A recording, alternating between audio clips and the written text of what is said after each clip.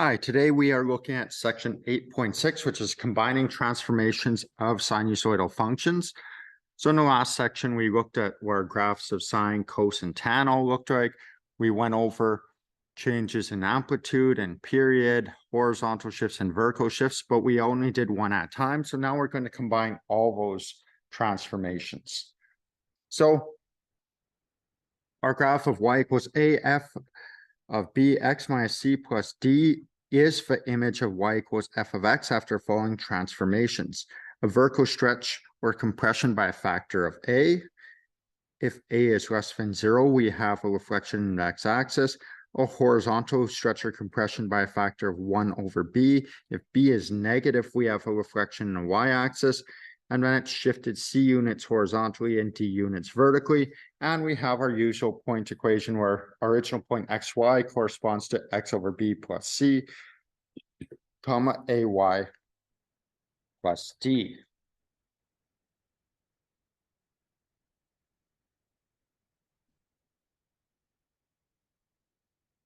So describe how y equals 1/4 cos of 3 times x plus pi over 6 plus 2 is related to cos of x and graph over the domain from negative 2 pi to positive 2 pi.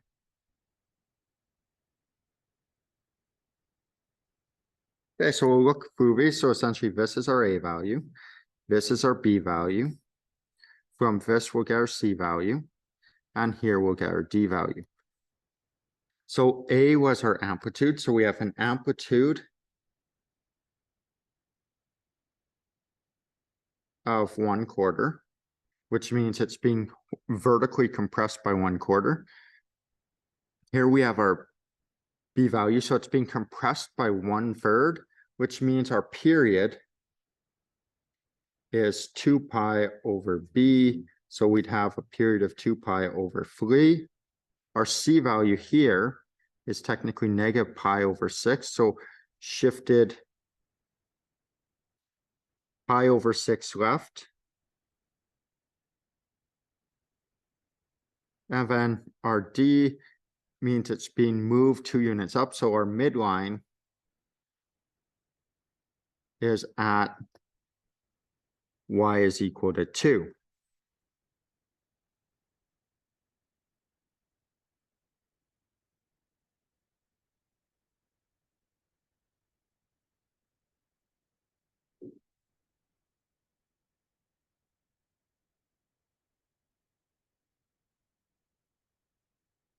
Okay, so we're going to graph this now. So first I'll start drawing out our Cartesian plane. Now, for graphing these, I tend to draw in a bunch of dashed lines to help us with where the middle of our graph is, where our maximum amplitude and where minimum amplitude is. So in this case, I've got, or in all cases, I'll pretty much draw 3 lines. Now I haven't done this to scale just so it's easier to see what's going on. So we have y is equal to 2 here, which is our midline. We have an amplitude of 1/4, so 2 plus 1/4 means that this would be 2 1/4. Subtracting 1/4 from this means that here is 1 3/4. So we know that's going to be oscillating between 2 1/4 and 1 3/4. Now our graph of cos, we know would typically look something like this. So we know originally we would start at 0, but because we've shifted it pi over 6 left, this point would shift over here to negative pi over 6. Now, these, with our regular one, repeat every 2 pi, which was our period. But now our period's 2 pi over 3, so we're going to find where this repeats. So first we'll have pi over 6 plus 2 pi over 3.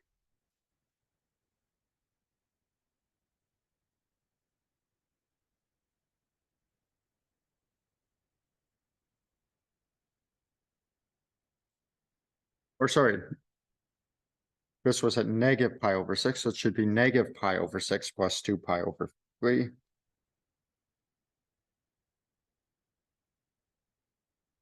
And that gives us pi over 2. So this will be another maximum at, say, pi over 2.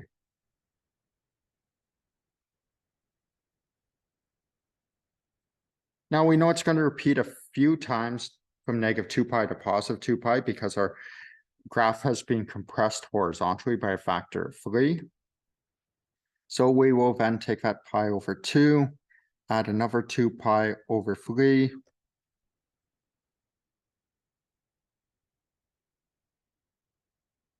And that gives us 7 pi over 6.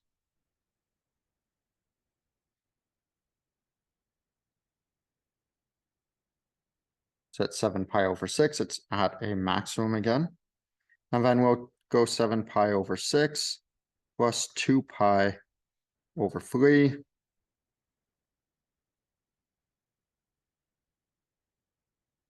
And that gives us 11 pi over 6.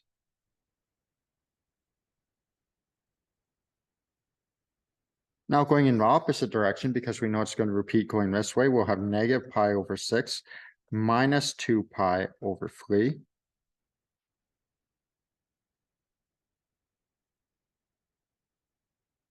Which gives us negative 5 pi over 6.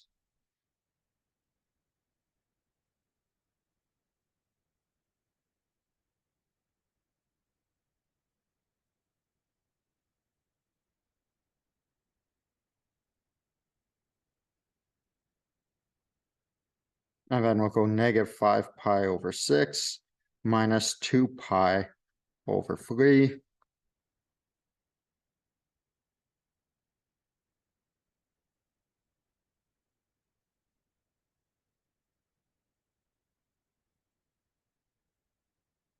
And that gives us negative 3 pi over 2.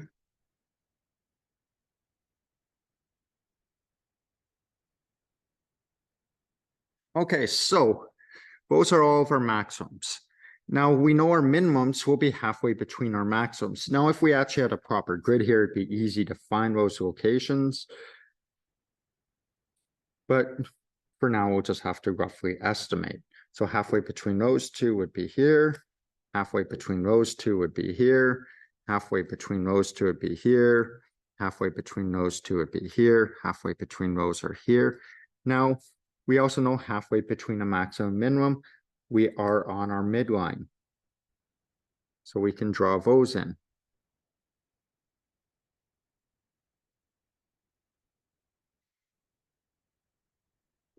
And now we'll join all of our points.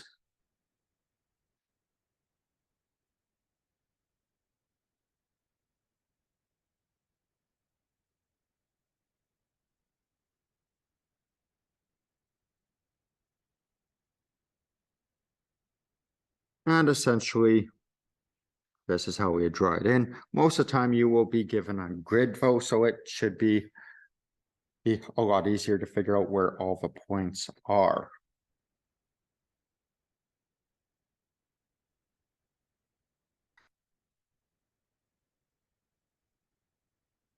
Now, determining an equation from a graph of sine or cosine, A is our distance between our maximum and minimum y values divided by 2.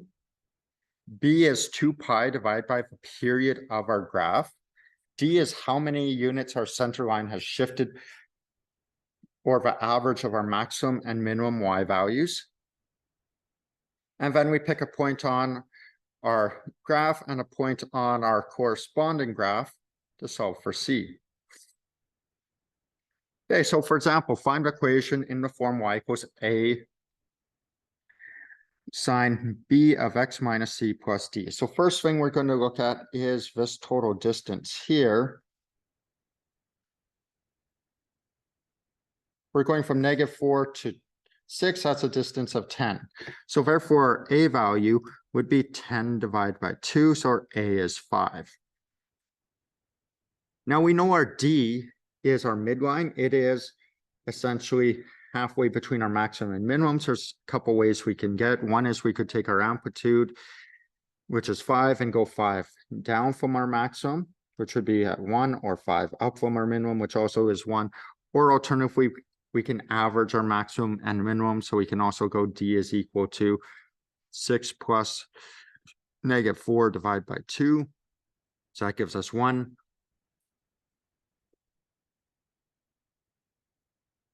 So we know our d value is 1.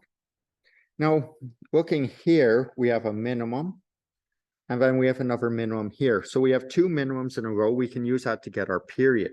So this one's at 3 pi over 4. This one is at pi over 12. So if we subtract those, that gives us our period.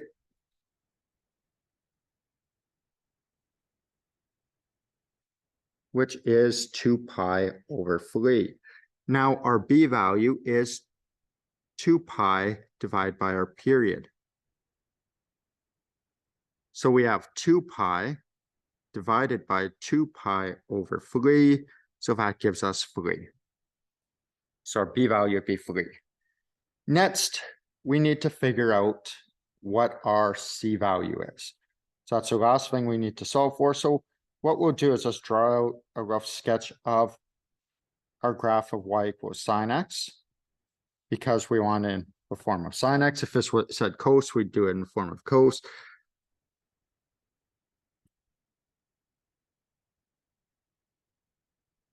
So usually when I figure out what my c value is, I find my first local maximum or minimum, or closest one to our y-axis. So if that happens to be a minimum, so we can match up to this minimum or this minimum. I tend to go with whichever one is closest to our y-axis, but we could technically also use this one. So on our regular graph of y equals sine of x, this minimum occurred at negative pi over 2. So that would be our x old. So our old x. We're going to use this as our new x.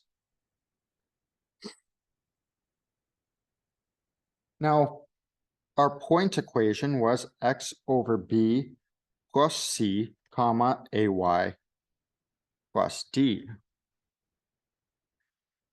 We already have our a and d, so we're just going to be using this part here. So we know our new x is given by our old x divided by b plus c. So we want c on its own, so I'll just quickly rearrange this. So we've got x new minus x old over b equals c. So our new x is at pi over 12 minus our old x, which was negative pi over 2, over our b value of 3, gives us c.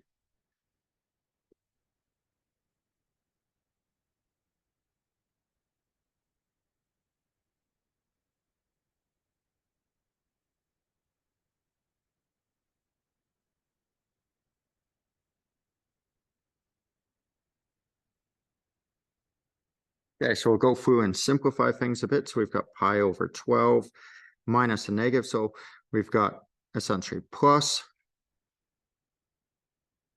pi over 6 equals c.